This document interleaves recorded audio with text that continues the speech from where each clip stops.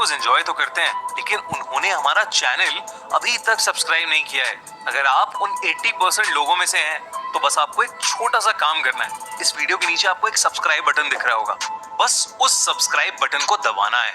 बस इतना सा काम करना है आपको, और लगे हाथों बेल आइकन भी प्रेस कर देना, ताकि हमारी लेटेस्ट वीडियो आते ही आपको सबसे पहले पता चले।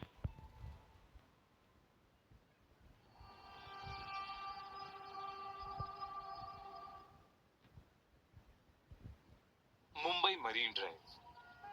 मुंबई दुनिया का एक ऐसा शहर है जो शायद कभी नहीं सोता। रात में यहाँ अक्सर लोगों की रौनक लगी रहती है, स्पेशली मुंबई के मरीन ड्राइव पर, जो कि मुंबई की जान है। रात के अंधेरे में कई लोग यहाँ आते हैं और कभी ना अंत होने वाले समुद्र के व्यू को एंजॉय करते हैं। लेकिन एक रात मरीन ड्राइव पर कुछ ऐसा हुआ कि वो रात रोहन की जिंदगी की सबसे खौफनाक रात बन गई। रोहन का ऑफिस मरीन ड्राइव के पास था, और रोहन लगभग हर शाम ऑफिस के बाद कुछ देर मरीन ड्राइव पर सैर करने जाता था। कुछ दिनों से उसके ऑफिस में काम का लोड बहुत ज्यादा बढ़ गया था, जिसकी वजह से उसे ऑफिस से निकलते हुए देर रात हो जाती थी। लेकिन फिर भी वो मरीन ड्राइव जरूर जाता था। उसके लिए ये एक ऐसी जगह थी जहां वो अपने दिमाग को शांत कर सकता था। एक रात उसे ऑफिस से निकलते हुए 2 बज गए। वो रोज की तरह उस रात भी मरीन ड्राइव पर गया, लेकिन उस रात हवा में एक अजीब सी ठंडक थी। मरीन ड्राइव पर ठंडी रात में अक्सर कई लोग वहां बैठा करते थे, लेकिन उस रात रोहन वहां बिल्कुल अकेला था। दूर दूर तक उसे कोई नजर नहीं आ रहा था, लेकिन वो ये सब इग्नोर करके कान में ईयरफोन्स लगाए वहां वॉक करने लगा। वो गाना एंजॉय करते हुए वॉक कर ही रहा था कि अचानक उसकी ईयरफोन्स में आवाज आनी बंद हो गई। उसका फोन अचानक से स्विच ऑफ हो गया था। ये बात रोहन को बहुत अजीब लगी, क्योंकि उसके फोन में तो करीबन 80% चार्जिंग थी।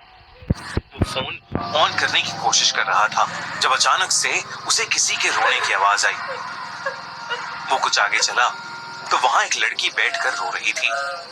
ये देखकर न जाने रोहन को क्या हुआ कि वो उसके पास चला गया और उससे उसके रोने का कारण पूछने लगा। उस लड़की ने बताया कि उसका नाम अंजलि है, और जिस लड़के से वो प्यार करती थी और साथ रहती थी, उस लड़के ने उसे धोखा दे दिया। उस लड़की की बातें सुनते हुए रोहन वहीं पर बैठ गया।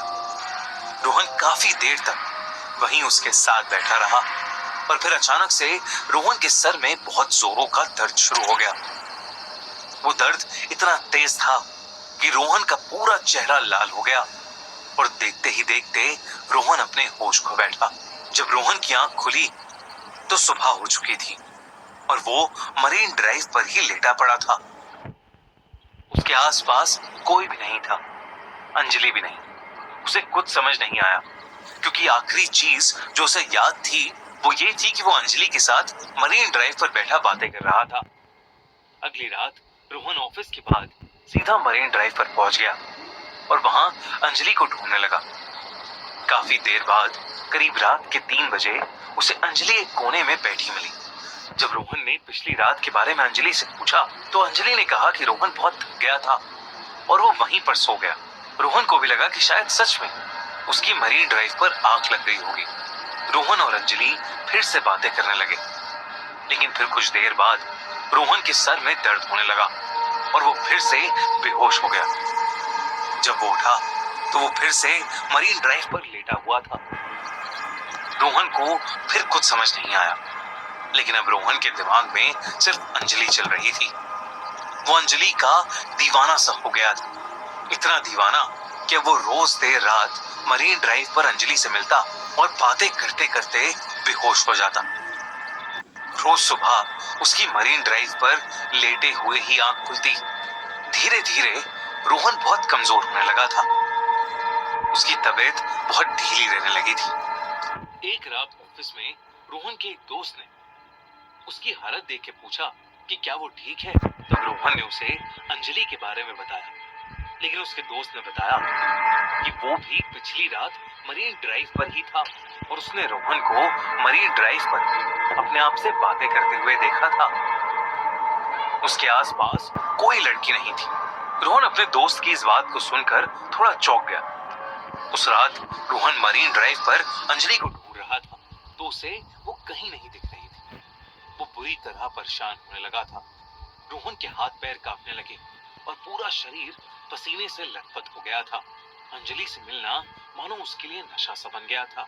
रोहन अंजलि को ढूंढने के लिए मरीन ड्राइव की बाउंड्री वॉल के ऊपर चढ़ गया और अंजलि को आवाज देने लगा। और तभी अचानक उसे ऐसा लगा कि जैसे समुद्र से कोई काला साया निकला हो और उसके शरीर के आर पार हो गया हो।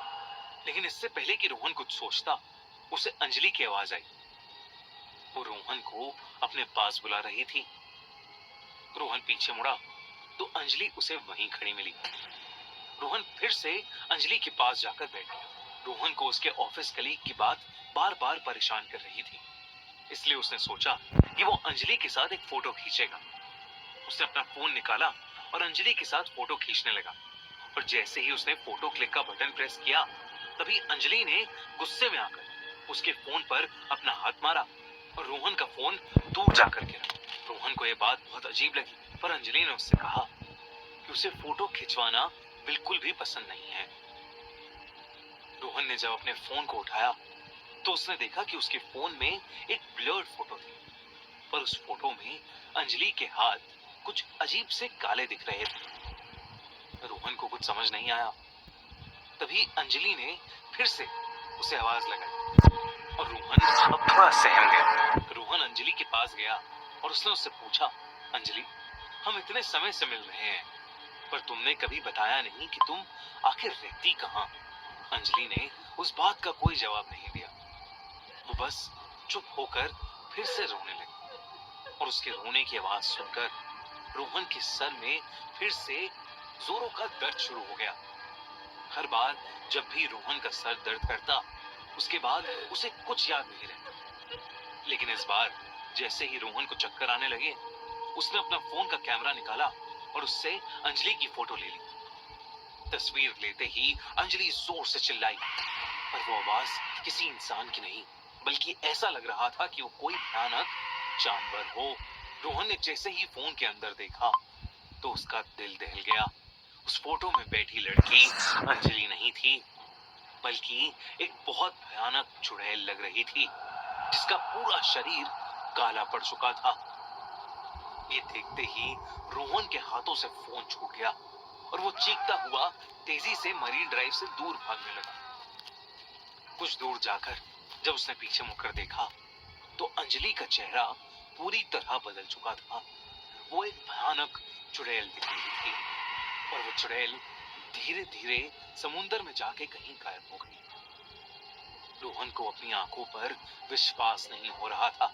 जब उसने आसपास के सामान बेचने वालों से पूछा तो एक बूढ़े आदमी ने उसे बताया कि कई साल पहले एक लड़की रोज रात में आकर मरीन ड्राइव पर रोती थी। लोग कहते थे कि उसके लवर ने उसे धोखा दे दिया और उसे छोड़कर चला गया, और इसी दुख में उसने एक रात मरीन ड्राइव पर पानी में कूदकर अपनी जान दे दी। उस बूढ़े सामान बेचने वाले ने ये भी बताया कि कई लड़के रात में खुद से बातें करते देखे गए हैं और उसमें से कई लड़के समुंदर में डूबकर अपनी जान भी दे चुके हैं।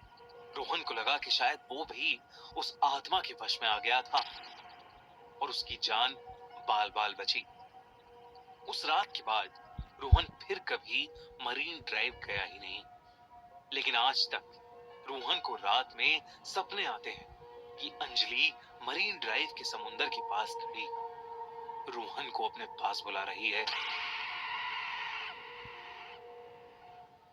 दोस्तों, इस हफ्ते के हमारे आंखों देखी पॉडकास्ट में आए हैं कमाल के horror story teller Prince Singh.